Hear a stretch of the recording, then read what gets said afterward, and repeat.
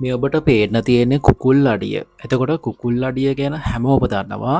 නමුත් කුකුල් අඩිය තියෙන තැනක අවට මොන වගේ දේවල්ද තියෙන්නේ කියලා ගොඩක් අයට ලොකු අවබෝධයක් නැති වෙන්න පුළුවන්. ඉතින් ඒක නිසා තමයි මේ වීඩියෝ පාඩේ අද දවසේ අපි ගෙනල්ලා තියෙන්නේ කුකුල් අඩිය තියෙන තැනක වටපිටාවේ මොන වගේ දෙයක් තියෙන්න පුළුවන්ද කියලා. ඉතින් මෙන්න මේ විදිහට තමයි කුකුල් අඩිය තියෙන තැන අවට ප්‍රදේශය අපිට දැකබලා ගන්න පුළුවන් වෙන්නේ. මෙතන ගල් මාත්තුවක් වගේ දෙයක් තියෙනවා. ඒ කියන්නේ ප්‍රධාන ගලක අපිට දැකගන්න පුළුවන් මේ ගල සම්බන්ධ කරලා වගේ කියන්නේ කොටස් දෙකකින් සම්බන්ධ කරලා වගේ උදාහරණයක් විදිහට අපිට සිපර් එකක් වගේ දැකගන්න පුළුවන්. ඉතින් ඒක අවට තව මොනවද තියෙන්නේ කියලා බලනකොට මෙන්න මේ විදිහට තමයි අපිට මෙතන මේ කැලෑ ප්‍රදේශයක් තමයි දැකගන්න පුළුවන් වෙන්නේ. මොහු මෙතනදී වැඩිපුරම පෙන්වන්නේ මේ ගල් මාතුව තියෙන කොටස. මොකද මෙතන ගැමි විහාරය කියලා එකක් තියෙනවා. ඒක තමයි මේ මැද තියෙන ගලය තමයි යම් කිසි දෙයක් තියෙනවා නම් තියෙන්නේ මේ වටපිටාවේ තියෙන්නේ ඒවට ආරක්ෂාවට තිබුණු ගල් කියලා තමයි කියන්නේ. එතකොට අපිට හිතන දෙයක් තමයි මේ ගල් පෙරිල්ලා තියෙන ස්වභාවය සහ මේ ගල්වල හැඩතලත් එක්ක ගොඩක් වෙලාට මෙතන ගල් අඩුක්වක් වගේ දෙයක් තියෙන්න පුළුවන්. දැන් මේ පෙන්නන කොටස ගත්තොත් එහෙම මෙතන කැණීමක් කලින් කරලා තියෙනවා වගේ ස්වභාවයක් අපිට පේන්න තියෙනවා. ඒ කියන්නේ යටින් කැණීමක් කරනකොට මේ ඉහළින් තිබුණු ගල් ටික පල්ලට රොක් වෙලා වගේ ස්වභාවයක් තියෙනවා. එතකොට අනිවාර්යයෙන්ම මෙතන ඔය කියනවා වගේ ගල් අඩුක්වක් බොහෝ දුරට තියෙන්න ඇති. දැන් ගල් අඩුක්කුව කියන මොකක්ද කියලා ඔබටත් ප්‍රශ්නයක් ඇති නේද? ගල් අඩුක්කුව කියලා කියන්නේ ඉතිහාසයේදී යම් කිසි තැනක ආරක්ෂාවට යොදපු දෙයක්. උදාහරණයක් විදිහට අපි හිතන්න ඔන්න පිරිසක් එනවා මාර්ගයක.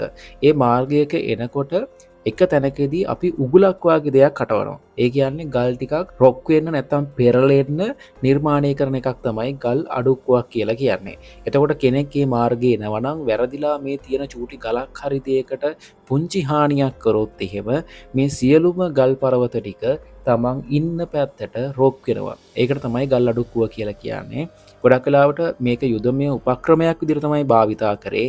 ඒ වගේම ගොඩක් වෙලාවට මෙවැනි ලොකේෂන් වල කියන උදාහරණයක් විදිහට අපි ගමු යම් කිසි තැනක තියෙනවා නිධානයක්. ඒතොර ඒ නිධානය ආරක්ෂා කරන්න මේ නිධානයට එන්න තියෙන කෙටි මාර්ග තියෙන්නේ. ඒ කියන්නේ කෙටි මාර්ග කියලා කියන්නේ අපි උදාහරණයක් විදිහට ගමු සරල මාර්ගයක් විදිහට. ඒ කියන්නේ අපි දන්නවා විවිධ අමාරු මාර්ග තියෙනවා. කඳු නගින්න තියෙනවා, ගල් උඩින් නගින්න තියෙනවා, විවිධ දේවල් තියෙනවානේ. ඒ කාලයේදී හැබැයි මේ සරලව කෙටියෙන් ලේසියෙන් එන්න පුළුවන් මාර්ගවලට තමයි මේ වගේ ගල් අඩුක්කු භාවිතා කරලා තියෙන්නේ. එතකොට මෙතන ඔය කියන වගේ යුද උපක්‍රමයක් විදියට හෝ මෙතන තියෙන දෙයක් ආරක්ෂා කරගන්න සමහරක් විට භාවිතා කරපු ක්‍රමවේදයක් විදියට අපිට මේ ගල් අඩුක්කුව දැක ගන්න පුළුවන්. ඉතින් ඉස්සරහට යනකොට සමහරක් වෙලාවට ඔබටම හිතෙන්න පුළුවන් මේ වගේ දේවල් මම දැකලා තියෙනවා නේද කියලා. හැබැයි මේ වගේ තැන්වලට ගිහිල්ලා ඒ තියෙන කුඩා ගලක් වෙන්න පුළුවන්. සමහරක් වෙලාවට ගල් පතුරක් අයින් කරපුවාම ලොකු කන්දක් විතර නාය යන්න පුළුවන්. මොකද වර්තමානයේදී ඒවට පස් එකතු වෙලා කොළරොඩු එකතු වෙලා ඒවා කඳු වෙලා තමයි තියෙන්නේ. ඒ ගල් අඩුක්කු තිබ්බ තැන්. අපි ගොඩක් වෙලාවට ට්‍රැවල් කරනවා නේද? එතකොට මේ කඳු වල අපි හයික් යනවා.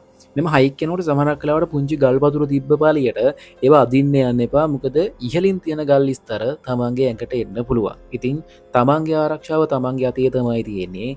මෙවැනි විදිහේ ලකුණු තියෙනවා නම් එහෙම ඒ ලකුණු අවට බොහොමයක් වෙලාවට ගල් අඩුක්කුවක් වගේ දෙයක් තිබීමේ සම්භාවිතාවය වැඩි කියලා තමයි අපිට මේ වීඩියෝ එක උදාහරණයක් විදිහට අරගෙන කතා බහ කරනකොට තේරෙන්නේ නේද?